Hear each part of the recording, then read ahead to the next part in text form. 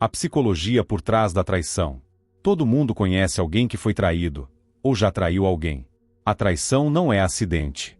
Não é momento de fraqueza. Não é erro de julgamento. É escolha deliberada, calculada. E na maioria das vezes, totalmente previsível.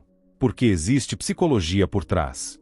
Padrões, gatilhos, mecanismos mentais que transformam pessoa comum em traidor.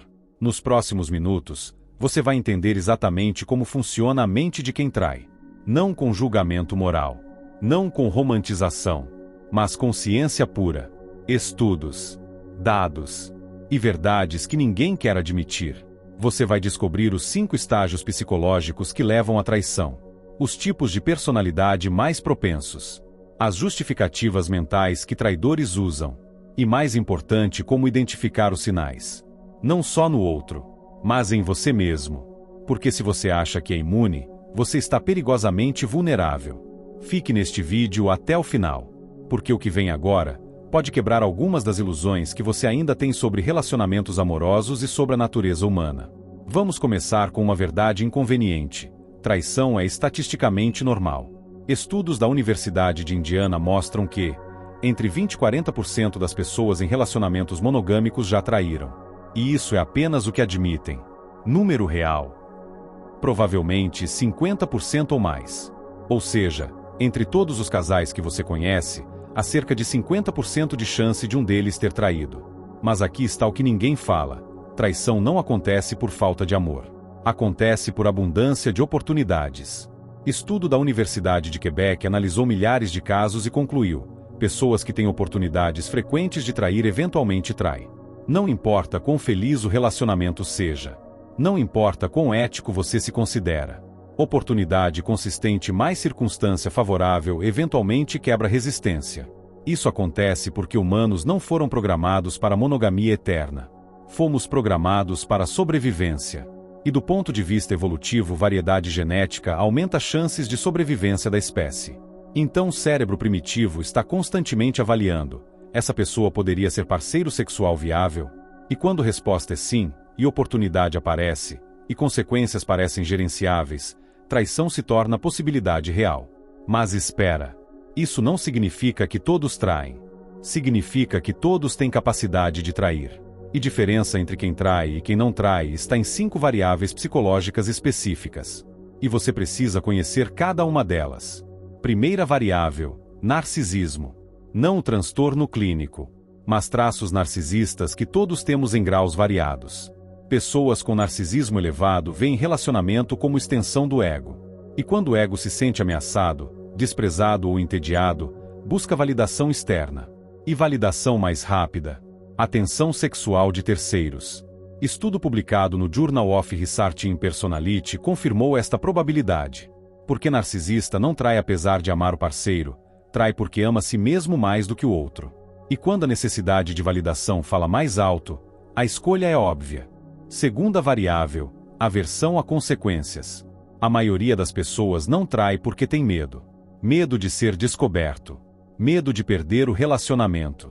Medo de destruir a família. Medo de julgamento social. Mas algumas pessoas processam o risco de forma diferente. Tem o que neurocientistas chamam de córtex pré-frontal subativo, área do cérebro responsável por avaliar consequências a longo prazo. E quando essa área é menos ativa, a pessoa vive mais no momento. Decisões são baseadas em prazer imediato, não em consequência futura. E traição oferece prazer imediato. Novidade, excitação, validação.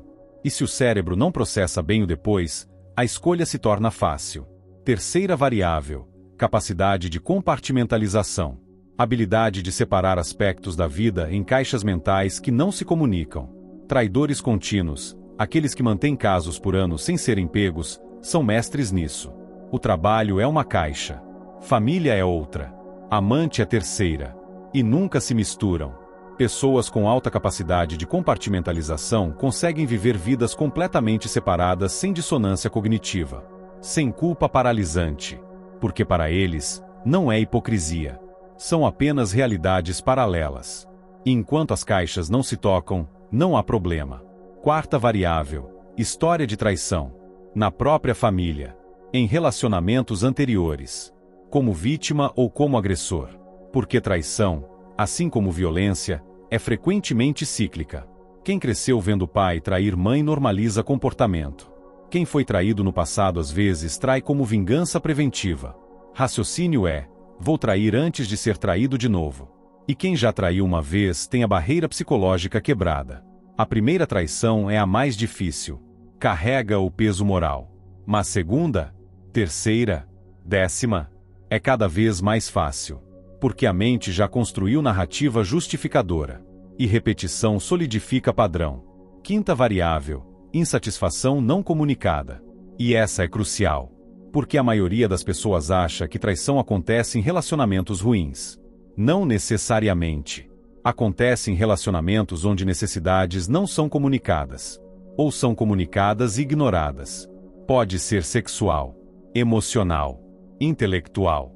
Quando a necessidade básica não é atendida e a pessoa não sabe ou não consegue comunicar, acaba buscando fora. Não como solução consciente, mas como uma compensação subconsciente. Agora, você pode estar pensando, mas tem gente que trai mesmo feliz, mesmo satisfeito. E sim, tem. E aqui entra a parte que vai incomodar. Para alguns, traição não tem nada a ver com relacionamento. Tem a ver com tédio existencial, com busca por intensidade, com necessidade de provar para si mesmo que ainda é desejável, que ainda tem poder, que ainda pode conquistar. E esses são os mais perigosos, porque não estão procurando uma saída do relacionamento. Estão procurando adrenalina dentro dele. Então vamos aos 5 estágios psicológicos da traição.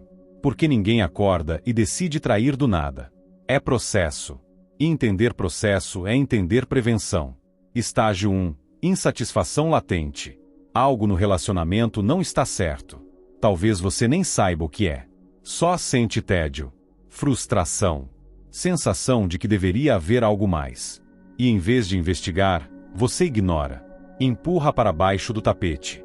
E essa insatisfação fica ali, latente, esperando o gatilho. Estágio 2. Oportunidade. Alguém aparece. Um colega de trabalho. Um amigo antigo. Uma pessoa no app. E a química, conexão, você nota. Mas ainda não faz nada. Só permite que conversas sejam mais longas. Que olhares durem mais tempo. Que limites fiquem ligeiramente embaçados. E o cérebro começa a liberar dopamina. Antecipação. Possibilidade. E isso é viciante.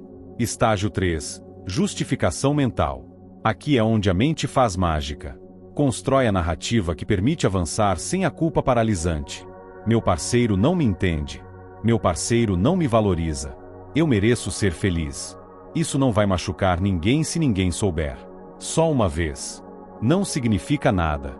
E essas justificativas não são mentiras conscientes. São verdades construídas. E a mente acredita nelas. Porque precisa acreditar para continuar se vendo como uma pessoa boa. Estágio 4. A linha é cruzada. Primeiro beijo. Primeira mensagem claramente inapropriada. Primeira mentira sobre onde estava. E aqui há momento de pausa. Milissegundos onde você ainda pode recuar. Onde a consciência ainda grita. Mas se as justificativas do estágio 3 foram bem construídas, essa pausa não dura. E a linha é cruzada. E tudo muda. Estágio 5. Manutenção da mentira. E aqui a pessoa se torna uma versão de si mesma que não reconhecia. Mentiras sobre onde estava. Com quem? Fazendo o quê? Apagar mensagens. Criar álibis. Viver uma vida dupla. E a parte assustadora? A maioria se adapta. Aprende. Melhora. Porque a mente humana é incrível em normalizar o anormal quando a recompensa é envolvida. Mas aqui está algo que os estudos não mostram. Traição não é só sobre sexo. É sobre ego, validação, sensação de poder, de ser escolhido, de ser desejado. Sexo é apenas um veículo. Um estudo da Universidade de Chapman perguntou a traidores confessos: o que foi mais significativo? Conexão emocional ou física? 82% disse emocional. Porque sexo você consegue em casa. Mas a sensação de ser visto como a melhor versão de si mesmo, isso é raro e viciante. E aqui entra um paradoxo cruel. Muitas vezes, a pessoa com quem traem não é objetivamente melhor que seu parceiro. É apenas diferente. É uma pessoa nova. E novidade aciona circuitos de recompensa no cérebro que a familiaridade não aciona. Não importa quão incrível seu parceiro seja. Familiaridade eventualmente reduz a dopamina. E o cérebro humano é viciado em dopamina. E então procura isso em outros lugares. Mas vamos falar de tipos. Porque nem toda traição é igual. E entender isso ajuda a entender a motivação. Tipo 1. Traição oportunista. Momento. Circunstância. Álcool. Baixa de guarda. Pessoa que normalmente não trairia, mas a combinação perfeita de variáveis cria o momento. E momento passa. E às vezes nem se repete. E a pessoa vive com a culpa. Ou esquece. Depende da capacidade de compartimentalização. Tipo 2. Traição serial. Padrão. Repetição. Múltiplos parceiros. Às vezes simultâneos. Esse não é sobre insatisfação no relacionamento. É sobre necessidade psicológica de variedade. Ou validação constante. Ou incapacidade de intimidade real. Porque intimidade exige vulnerabilidade. E vulnerabilidade é assustadora. Então a pessoa mantém múltiplas conexões superficiais em vez de uma relação profunda. Tipo 3. Traição emocional. Sem sexo, mas com conexão. Alguém com quem compartilha coisas que não compartilha com o parceiro. Alguém que entende melhor. Que ouve melhor. E limites emocionais são cruzados. Para muitos, isso dói mais que a traição física. Porque a física pode ser só corpo. Mas a emocional é compartilhar a alma com outro. Tipo 4. Traição de saída. Quando o relacionamento já morreu, mas a pessoa não tem coragem de terminar. Então, ela trai. Às vezes conscientemente esperando ser pego. Para que o outro termine. É covarde? Sim. É comum? Extremamente comum. E agora a pergunta que todos querem a resposta. Como identificar? Como saber se está sendo traído? Ou se está prestes a trair? Os sinais não são o que Hollywood mostra. Não é batom na camisa ou perfume estranho. Sinais reais são sutis, psicológicos. E começam com mudanças de padrão. Primeiro sinal: mudança súbita em rotina sem uma explicação lógica. Trabalho que terminava às 6 agora termina às 8. Academia que não existia agora é prioridade. Hobbies novos com pessoas desconhecidas. Não significa automaticamente traição. Mas uma quebra de padrão consistente merece atenção. Segundo sinal: proteção excessiva do telefone. Senhas mudadas. Notificações desligadas. Telefone sempre virado para baixo. Nunca deixe o telefone desbloqueado perto de você. E aqui tem nuance. Privacidade é saudável, mas segredo não é. A diferença é: privacidade é eu não leio o seu diário. Segredo é você esconder que tem um diário. Terceiro sinal: mudança na intimidade. Nem sempre é redução. Às vezes aumenta. A culpa pode manifestar como supercompensação. Mais sexo, mais presentes, mais atenção. Uma tentativa subconsciente de equilibrar a traição ou criar distância emocional. Quarto sinal: narrativa defensiva. Quando você pergunta algo simples e a resposta é agressiva ou excessivamente detalhada. O mentiroso eficiente dá detalhes demais. A verdade é simples. A mentira precisa de estrutura. Algo está sendo protegido. Quinto sinal: mudança no discurso sobre o relacionamento. De repente fala sobre liberdade individual ou critica a monogamia. A mente vai preparando o terreno, construindo justificativas, testando as águas sobre novos modelos de amor. Mas aqui está a verdade: se você está procurando sinais obsessivamente, o relacionamento já tem um problema. Relacionamentos saudáveis não vivem em suspeita constante. Se há desconfiança, há uma razão, seja traição ou falta de comunicação. E agora vamos virar o espelho. Como saber se você está vulnerável a trair? Autoconhecimento aqui é crucial. Pergunta 1. Você fantasia frequentemente sobre outras pessoas? A fantasia é normal, mas a diferença para a ruminação constante. Se você imagina cenários com pessoas específicas, há uma bandeira vermelha. A mente não diferencia bem entre imaginação e realidade. Quanto mais você imagina, mais normaliza, e mais provável o ato se torna. O autoconhecimento é sua maior proteção. Pergunta 2. Você compartilha frustrações sobre seu relacionamento com pessoas que poderiam ser de seu interesse romântico? Porque fazer isso é plantar a semente. Está dizendo: estou disponível emocionalmente. Estou insatisfeito. Há oportunidade. E a pessoa do outro lado recebe a mensagem. E se há uma atração mútua, você acabou de abrir a porta. Pergunta 3. Você mantém segredos do seu parceiro sobre interações com outras pessoas? Já deletou uma mensagem que não tinha nada demais, mas que o parceiro poderia interpretar errado? Não contou que encontrou alguém porque não quer explicação chata? Esses pequenos segredos são o início. Porque a mente que pode guardar segredos pequenos pode guardar segredos grandes. Pergunta 4. Você sente que sacrificou demais no relacionamento? Que deu mais do que recebeu? Que merece recompensa? Cuidado! Porque a mentalidade de dívida em um relacionamento é perigosa. Relacionamento não é contabilidade. Não é eu dei então mereço receber de volta. E quando você começa a ver assim, a justificação para a traição fica fácil. Eu mereço isso. Eu ganhei isso. E de repente trai como forma de pagamento autodado. Pergunta 5. Você se imagina feliz com outra pessoa? Não só a atração, mas o cenário completo. Vida juntos. Futuro. Se a resposta for sim e você pensa nisso regularmente, você não está só insatisfeito. Está checado fora. Mentalmente. Emocionalmente. E o corpo eventualmente segue. Mas aqui está o que nenhum psicólogo vai te falar em consultório. Prevenção de traição não é sobre vigilância. Não é sobre rastrear telefone. Não é sobre eliminar oportunidades. Porque uma pessoa determinada sempre acha um jeito. Prevenção real é sobre satisfação mútua consistente. Comunicação sem medo. Vulnerabilidade sem punição. E aceitação de que a monogamia não é um estado natural, mas uma escolha ativa. Uma escolha que precisa ser renovada diariamente. E às vezes, a escolha mais honesta é reconhecer que a monogamia não é para você. E está tudo bem, desde que seja honesto. Porque traição não é sobre com quantas pessoas você se envolve. É sobre desonestidade. Você pode ter um relacionamento ético não monogâmico, mas não pode ter uma traição ética. Porque traição, por definição, envolve quebra de confiança. E confiança quebrada não se conserta. Se remenda, mas nunca fica igual. E se você foi traído? A pergunta que todo mundo faz: dá para perdoar? Resposta honesta: depende.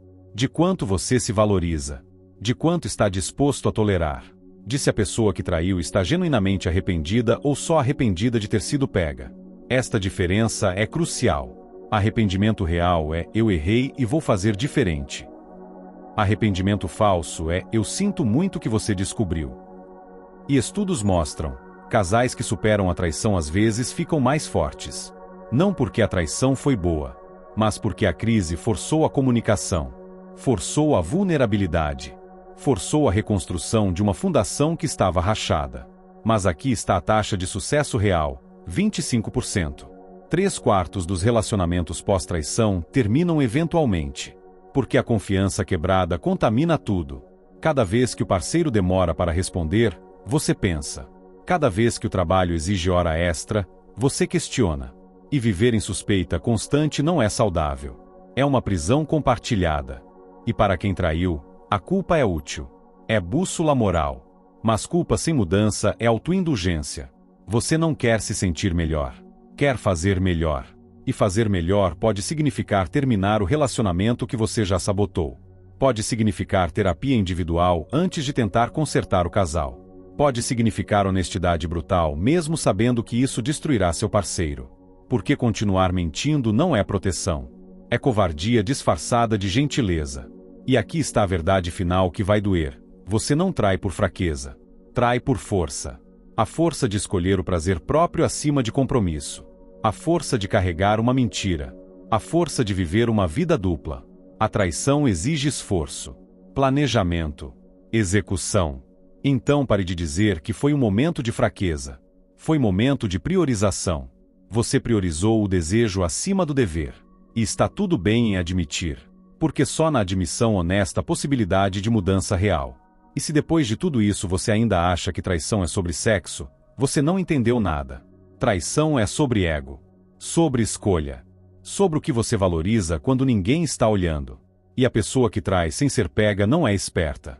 É só um covarde que não foi testado o suficiente.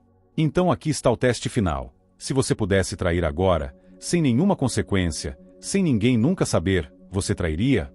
Se a resposta for sim, você não ama seu parceiro o suficiente. Você ama o conforto que seu parceiro provê. Ama a estabilidade. Ama não estar sozinho.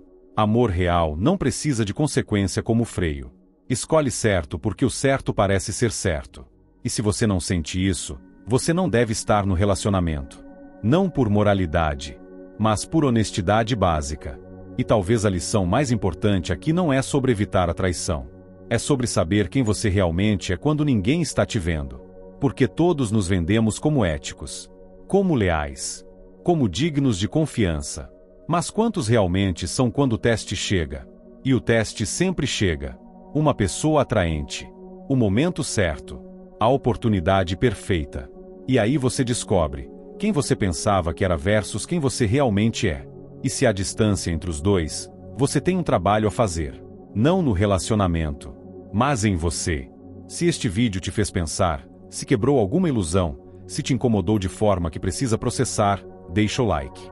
Porque conteúdo que incomoda é conteúdo que importa. E se você quer mais verdade sem filtro sobre psicologia humana, se inscreve no canal e ativa o sininho. Porque toda semana eu trago análises que vão contra o que você ouve em terapia açucarada. E me diz nos comentários, você já traiu ou foi traído? Como lidou? Qual foi a justificativa mental? Por que compartilhar experiência ajuda outros a reconhecer padrões? E reconhecimento é primeiro passo para a mudança. Clique no vídeo sugerido que aparece aí na sua tela e assista o próximo vídeo que já está disponível aqui no canal. E lembre-se, a verdade pode não ser bonita, mas é libertadora. E você merece a liberdade de saber exatamente quem você é, mesmo que não goste do que vê. Porque só sabendo, você pode mudar.